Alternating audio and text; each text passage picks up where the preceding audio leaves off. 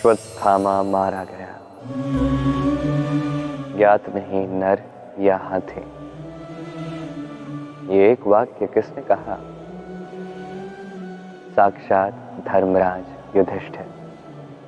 वो युधिष्ठिर जिसने अपने जीवन में कभी भी असत्य नहीं कहा, किंतु उससे कुछ ऐसे चयन हुए जिस कारण से वो मात्र महाराज युधिष्ठिर बनकर ही रह गए, कभी अभिमन्यु तक पहुंच नहीं पाए। जब द्यूत के लिए न्योता आया था तब उसे अस्वीकार कर सकते थे महाराज युधिष्ठिर, या नहीं। अभिमान के लिए उस न्योते को स्वीकार किया और अभिमान के लिए किया गया यही चयन उन्हें साधारण बना गया। अपने गुरु द्रोणाचार्य को परास्त करने के लिए उन्होंने एक असत्य कहा, अश्वत्थामा मारा गया, और फिर ग्लानि से धीमे स्वर में कहा, ज्ञात नहीं नर यहाँ थे। किंतु अर्ध सत्य हो या छिपाया हुआ सत्य, वह सत्य ही होता है और हर कर्म का फल मिलकर ही रहता है। इन चयनों के कारण युधिष्ठिर को भी नरक का वास करना पड़ा। तो अपने ये कर्म श्रेष्ठ रखिए, क्योंकि यही निर्धारित करेंगे कि संसार से जाने के पश्चात भी आप जीवित रहेंगे या नहीं। आइए मेरे साथ प्रेम से कहिए, राधे राधे। भीष्म एक महान नाम, देवी गंगा के पुत्र, स्वयं बृहस्पति और परशुराम ने जिन्हें शिक्षा दी थी, एक अत्यंत महान योद्धा थे। किंतु ये महान योद्धा, इन्हें इतिहास में आज तक वो सम्मान नहीं मिला जिसके वो पात्र थे। कारण चयन। राज सिंहासन के सेवा की प्रतिज्ञा उन्होंने ली। अब राज सिंहासन पे जो भी हो उसकी सेवा करना, उसके हर आदेश का पालन करना, ये उनकी प्रतिज्ञा थी। अब वो व्यक्ति चाहे उचित हो या अनुचित, उचित मार्ग पे चले या अनुचित मार्ग पर चले, सुपात्र हो या कुपात्र, वो उनकी सेवा करते रहे, उनके हर आदेश का पालन करते रहे, अपनी प्रतिज्ञा निभाते रहे। धृतराष्ट्र नेत्रहीन अवश्य थे, किंतु इतने भी नेत्रहीन नहीं थे कि उन्हें प्रजा के अश्रु, धर्म अधर्म दिखाई ही ना दे। वो सब समझ रहे थे। और यहां भीष्म अपनी प्रतिज्ञा में बंधे हुए थे। दुर्योधन अनुचित मार्ग पे था, तब भी उसका साथ देते रहे, और परिणाम स्वरूप आज तक इतिहास में उन्हें वो स्थान नहीं मिला, वो सम्मान नहीं मिला जिसके वो पात्र थे। यदि आप कोई प्रतिज्ञा लेते हैं किसी उचित कारण के लिए क्यों ना हो, यदि धीरे धीरे समय के साथ वो प्रतिज्ञा आपको अनुचित मार्ग पर ले जाती है, अधर्म की ओर ले जाती है, पाप की ओर ले जाती है, तो उस प्रतिज्ञा को तोड़ना आवश्यक है, समय के अनुसार ढलना आवश्यक है। अन्यथा ये प्रतिज्ञा आपसे पाप करवाएगी, कुकर्म करवाएगी और आपके विनाश का कारण बनेगी। आइए और मेरे साथ प्रेम से कहिए, राधे राधे। कर्ण, सूर्य पुत्र कर्ण,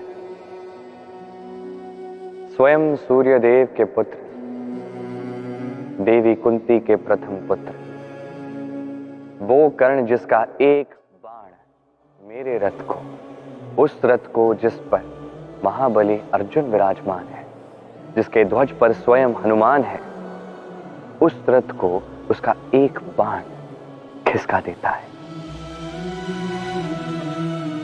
दैव्य कवच कुंडल धारी कर्ण, यही कर्ण युद्ध भूमि में अपने अंत को प्राप्त हुआ। कारण क्या है? शायद दुर्योधन से मित्रता निभाने के लिए उसके अनुचित कर्मों पर भी उसका कभी विरोध नहीं किया, उसका साथ निभाया कर्ण ने। ये चयन। जब द्रौपदी का चीरहरण हो रहा था, तब उसे रोकने के स्थान पर ठहाके लगाने का चयन, उसका विरोध कभी ना करने का चयन, यही चयन कारण बना कर्ण के अंत का। इस संसार में सभी का उपकार आप स्वीकार कर सकते हैं, आदर कर सकते हैं, किंतु उसके नीचे इतना ना दब जाएं कि अपने अंतर मन के स्वर ही ना सुन पाए। चयन यदि धर्म संगत होगा तो शुभ ही होगा। आइए मेरे साथ प्रेम से कहें, राधे राधे।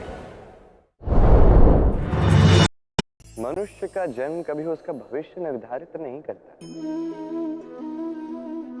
हाँ, उसकी जीवन यात्रा अवश्य सुगम हो सकती, निर्भर करता है कि वो किस घर में जन्म लेता है, उसके परिवार वाले कौन हैं, उसके माता पिता कौन हैं, उसे कैसी शिक्षा वो देते हैं, कैसे संस्कार देते हैं। वो कुपात्र भी बन सकता है, सुपात्र भी बन सकता है, किंतु उसके जाने के पश्चात ये संसार उसे स्मरण रखेगा या नहीं, या स्मरण रखेगा तो किस प्रकार स्मरण रखेगा, ये निर्भर करता है उसके कर्म और उसके चयन पर। जैसे वर्षा की एक बूंद जो मेघों से गिरती है, उसका चयन बड़ा महत्वपूर्ण होता है, क्योंकि उसके चयन पर निर्धारित होता है कि उसका भविष्य कैसा होगा। सीप के मुख में गिरे तो मोती बनती है, सर्प के मुख में गिरे तो विष, और किसी पत्ते पर गिरे तो ओस की बूंद। तो कर्म और चयन जीवन में अत्यंत आवश्यक है, इनका विशेष ध्यान रखें और मेरे साथ प्रेम से कहें, राधे राधे। की बात है, सेतु निर्माण का कार्य चल रहा था। समस्त वानर सेना इस कार्य में लग गई थी। बड़े बड़े चट्टान उठा के ये वानर सागर में रख रहे थे। ये कार्य चल रहा है। ऐसे में एक नन्ही सी गिलहरी आती है, छोटे छोटे माटी के कण उठाती है, सागर के पास जाती है, उन पाषाणों के पास रख देती है। जितना हो सके उतना उठा के वहां रखें। ये परिश्रम उसका दिन भर चल ही रहा है। अब श्री राम ये कृत्य देखते हैं, उस नन्ही सी गिलहरी को अपने हाथ में उठाते हैं और प्रेम से सहलाते हैं अपने हाथों से। कहा जाता है कि गिलहरी पर जो निशान है वो 3 निशान श्री राम की 3 उंगलियों के निशान। समस्त शक्ति लगा दीजिए जो भी कर्म आप कर रहे हैं, जितना आप में सामर्थ्य है, जितनी आपकी प्रतिभा है, संपूर्ण न्यौछावर कर दीजिए। कुछ ऐसे कर्म कीजिए। गिलहरी ने यही किया और इसलिए श्री राम के साथ इस कथा में वो भी अमर हो गए। संपूर्ण शक्ति लगाइए, संपूर्ण सामर्थ्य के साथ कर्म कीजिए, यही श्रेष्ठ मार्ग है कर्म करने का। आइए मेरे साथ प्रेम से कहिए, राधे राधे।